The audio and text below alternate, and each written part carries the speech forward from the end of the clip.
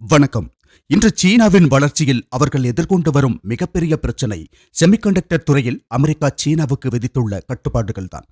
எதிர்காலத்தில் எந்த ஒரு நாட்டின் சக்தியையும் தீர்மானிக்கப் போகும் முக்கியமான துறை செமிகண்டக்டர் தொழில்நுட்பம்தான். ஒரு நாடு செமிகண்டக்டர் துறையில் தன்னிறைவடைந்தால் மட்டுமே அது இராணுவத்திலும் தொழில்நுட்பத்திலும் மிகவும் வலுவான நாடாக மாற முடியும்.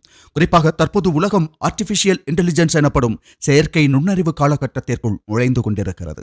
இனி வரும் காலங்களில் நமது அன்றாட வாழ்க்கையிலும் கூட ரோபோக்கள் மற்றும் செயற்கை நுண்ணறிவு தொழில்நுட்பங்கள் அதிகமாக இடம்பெறப் போகின்றன. நாம் 10-15 ஆண்டுகளுக்கு முன்பு சயின்ஸ் ஃபிக்ஷன் திரைப்படங்களிலும் மார்வல் போன்ற தொடர்களிலும் பார்த்திருந்த பல விஷயங்கள் எதிர்காலத்தில் நமது அன்றாட வாழ்க்கையின் ஒரு பகுதியாக மாறப்போகின்றன. ஒரு காலத்தில் ஒரு மொபைல் போன் வைத்திருப்பது கூட ஒரு அதிசயமாக கருதப்பட்டது. ஆனால் இன்று உலகின் பெரும்பாலான மக்களின் கைகளிலும் மொபைல் போன்கள் இருக்கின்றன. அதேபோல் எதிர்காலத்தில் வீடுகளுக்குள்ளும் வீடுகளுக்கு வெளியிலும் சமையலறையிலும் கூட செயற்கை நுண்ணறிவு மற்றும் ரோபோ தொழில்நுட்பங்கள் பயன்படுத்தப்படும். அப்படியான ஒரு உலகத்தில் போர்களிலும் தேசிய பாதுகாப்பிலும் இராணுவ நடவடிக்கைகளிலும் கூட ரோபோட் மற்றும் AI தொழில்நுட்பங்கள் முக்கிய பங்காற்றும். அந்த சூழலில் செமிகண்டக்டர் தொழில்நுட்பம் மிகவும் முக்கியமானதாக மாறுகிறது. உண்மையில் இந்தியாவின் தற்போதைய அரசின் தொலைநோக்கு பார்வையை நாம் இந்த துறையில் பார்க்க முடிகிறது. இந்தியாவின் பல முந்தைய அரசுகளில் இருந்திராத ஒரு நீண்ட நாள் திட்டமிடல் தற்போதைய பிரதமர் நரேந்திர மோடி தலைமையிலான அரசுக்கு இருப்பதை காண முடிகிறது. 2000ஆம் ஆண்டின் ஆரம்ப காலத்தில் மேட் இன் சைனா மற்றும் மேட் இன் வியட்நாம் என்ற மொபைல் போன்கள் உலக சந்தையில் அதிகமாக வலம் வந்தன. அந்த காலகட்டத்தில் சீனா, வியட்நாம், தென்கொரியா, ஜப்பான் போன்ற நாடுகள் உற்பத்தி துறைக்கு மிகப்பெரிய முக்கியத்துவம் கொடுத்தன.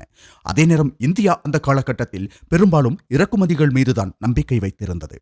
இந்தியாவில் சில அசம்பிளிங் தொழிற்சாலைகள் இருந்தாலும் உண்மையான உற்பத்தி பெரும்பாலும் சீனா அல்லது வியட்நாமில் தான் நடந்தது. பின்னர் அந்த பொருட்களை இந்தியாவிற்கு கொண்டு வந்து அசம்பிள் செய்து மேட் இன் இந்தியா என்று கூறி விற்பனை செய்த சம்பவங்களும் இருந்தன. 2014ஆம் ஆண்டிற்கு பிறகு இந்தியா மொபைல் போன் உற்பத்தி துறையில் வேகமாக வளர்ச்சியடைந்தது. இன்று உலகிலேயே சீனாவுக்கு அடுத்ததாக அதிக மொபைல் போன்களை உற்பத்தி செய்து ஏற்றுமதி செய்யும் நாடாக இந்தியா உருவாகி வருகிறது. வியட்நாமை கூட சில துறைகளில் இந்தியா முந்தி உள்ளதாக கூறப்படுகிறது. அதேபோல் உலக அரசியல் மற்றும் இராணுவ சூழல்களையும் இந்தியாவும் சீனாவும் கவனமாக ஆய்வு செய்து வருகின்றன. தற்போதைய உலகில் உள்ள முக்கியமான 2 சக்தி வாய்ந்த நாடுகள் யுனைடெட் ஸ்டேட்ஸ் மற்றும் ரஷ்யா என்று கூறப்படுகிறது. பொருளாதார ரீதியாக அமெரிக்கா மிகவும் வலுவான நாடாக உள்ளது. அமெரிக்காவின் மொத்த உள்நாட்டு உற்பத்தி சுமார் $30 டிரில்லியன் அளவில் உள்ளது.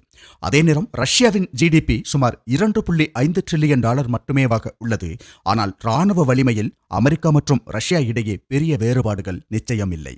ஆனால் எதிர்காலத்தில் உலகை வழிநடத்தப் போகும் புதிய 2 சக்தி வாய்ந்த நாடுகள் எவை என்ற கேள்வி எழும்போது பல AI தளங்களும் ஒரே பதிலை தருகின்றன. அந்த 2 நாடுகள் சைனா மற்றும் இந்தியா என்பதாகும். உலக அரசியல் சூழ்நிலைகளையும் போர்களையும் தொழில்நுட்ப முன்னேற்றங்களையும் இந்த 2 நாடுகளும் மிகவும் கவனமாக ஆய்வு செய்து வருகின்றன என்றும் கூறப்படுகிறது. உதாரணமாக ரஷ்யா உக்ரைன் வார் உலகிற்கு பல புதிய போர் நுட்பங்களை காட்டியுள்ளது. குறிப்பாக ட்ரோன் தொழில்நுட்பம் போர்களில் எவ்வளவு பெரிய தாக்கத்தை ஏற்படுத்த முடியும் என்பதை அந்த போர் உலகிற்கு காட்டியது. குறைந்த செலவில் தயாரிக்கப்படும் ட்ரோன்கள் கூட கோடிக்கணக்கான டாலர்கள் மதிப்புள்ள டேங்குகள் மற்றும் இராணுவ வாகனங்களை அழிக்க முடியும் என்பதை உலக நாடுகள் அதில் தெளிவாக பார்த்தன. அதனால் எதிர்காலத்தில் டேங்குகள் அல்லது பெரிய கப்பல்களை விட குறைந்த செலவில் தயாரிக்கப்படும் ட்ரோன்கள், ஏவுகணைகள் மற்றும் செயற்கை நுண்ணறிவு தொழில்நுட்பங்கள் போர்களின் போக்கையே மாற்றிவிடும் என்ற மதிப்பீடு அதிகரித்து வருகிறது. அதனால் இந்த துறையில் இந்தியா மற்றும் சீனா இரண்டும் அதிக முதலீடு செய்ய திட்டமிட்டுள்ளதாக கூறப்படுகிறது.